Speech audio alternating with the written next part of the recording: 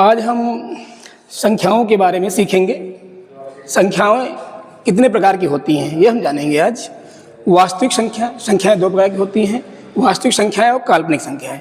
काल्पनिक संख्याएं वे संख्याएं होती हैं जो रूट में निगेटिव होती हैं, जैसे रूट-a और रूट-2।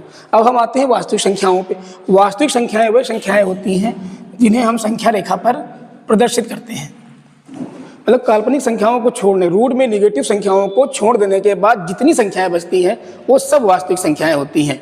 परिमेय और अपरिमेय दोनों को मिलाकर वास्तविक संख्याएं बन जाती हैं। अतः परिमेय और अपरिमेय संख्याओं से मिलकर ही वास्तविक संख्याएं बनती हैं। अब हम बात करते हैं परिमेय संख्याओं की।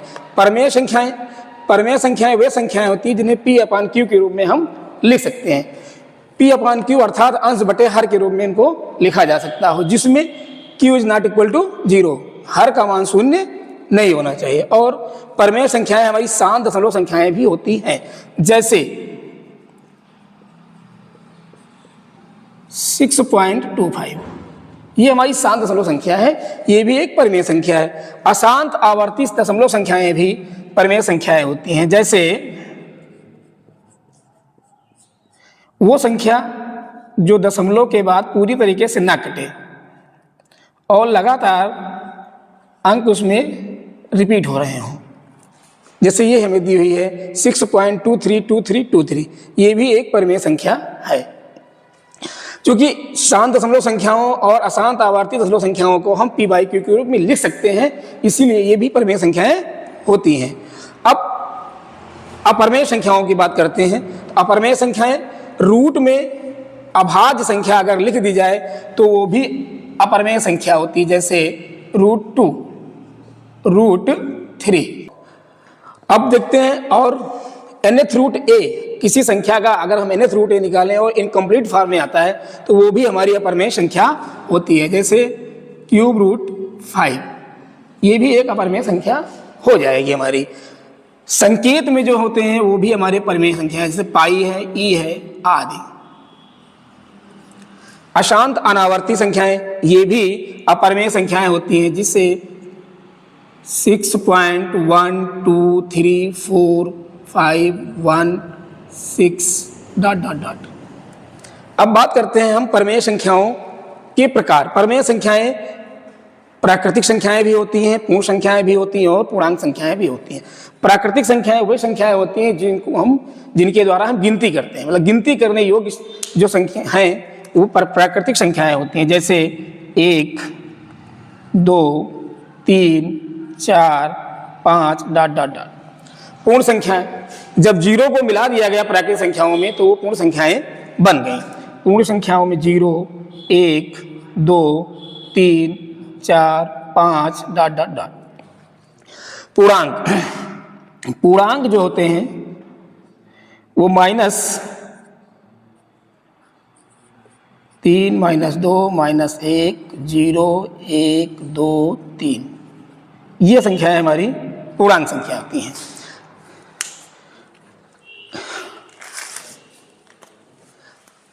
अब आगे देखते हैं हम पूर्णांक, कितने प्रकार के पूर्णांक होते हैं। धन पूर्णांक भी होते हैं, ऋण पूर्णांक। तो धन पूर्णांक और ऋण पूर्णांक में कौन कौन सी अंक हमारे आएंगे। अब देखते हैं धन पूर्णांक।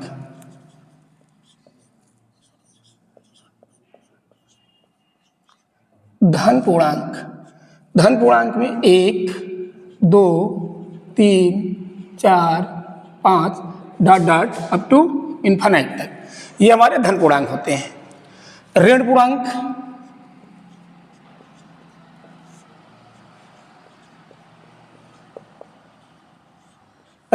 हमारा मान लिया -5, -4, -3, -2, -1।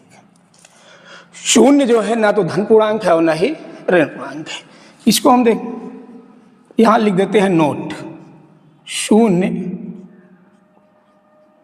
ना तो धन पूर्णांक है और ना ही ऋण पूर्णांक।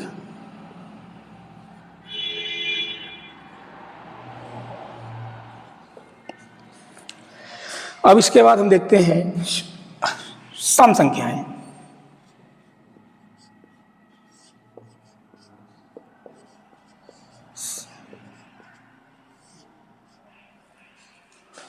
वे संख्याएं जिनके अंत में 0, 2, 4, 6 या 8 आता है वे सम संख्याएं होती हैं।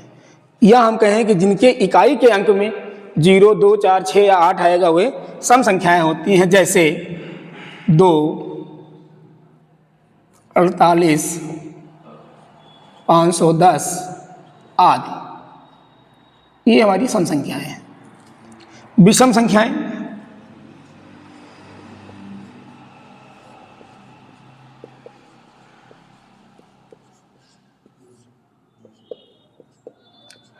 जिनके इकाई के अंक में 1, 3, 5, 7 या 9 आ जाए हुए हमारी विषम संख्याएं होती हैं, जैसे 1, 3, 5, 7, 9।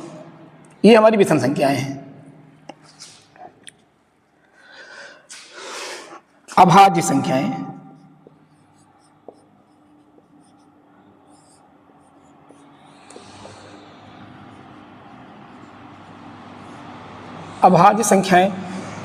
अभाज्य संख्याएं वे संख्याएं होती हैं जो स्वयं या एक के अतिरिक्त अन्य किसी संख्या से विभाजित नहीं होती हैं, जैसे 2, 3, 5, 7, 11, 13 आदि। ये हमारी अभाज्य संख्या है।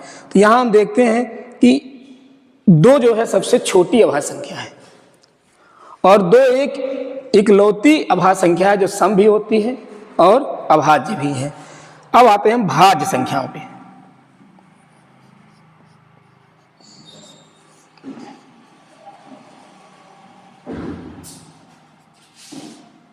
भाज्य संख्याएं वे संख्याएं होती हैं जो स्वयं से और एक से तथा इनके अतिरिक्त अन्य किसी और संख्या से भी विभाजित हो जाती हैं, उन्हें हम भाज्य संख्याएं कहते हैं। जैसे सबसे छोटी भाज्य संख्या हमारी होती है 4। 4 क्योंकि 1 से भी होगा, 2 से भी होगा और स्वयं 4 से भी विभाजित होता है, इसलिए ये भाज्य संख्या है। पहली भाज्य संख्या यही है। उसके बाद 6, 8, 9, 10, 12 आदि।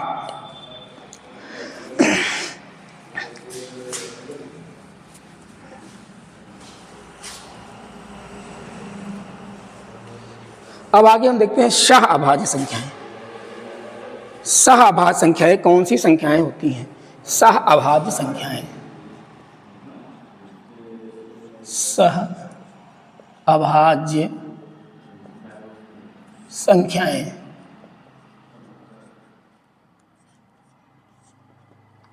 संख्याओं का ऐसा युग्म जिनका मासा 1 होता है उन्हें सह अभाज्य संख्याएं कहते हैं। जैसे 4 और 5, 2 और 3, ये परस्पर सहअभाज्य संख्याएं, क्योंकि इन 4 और 5 का मासा 1 है।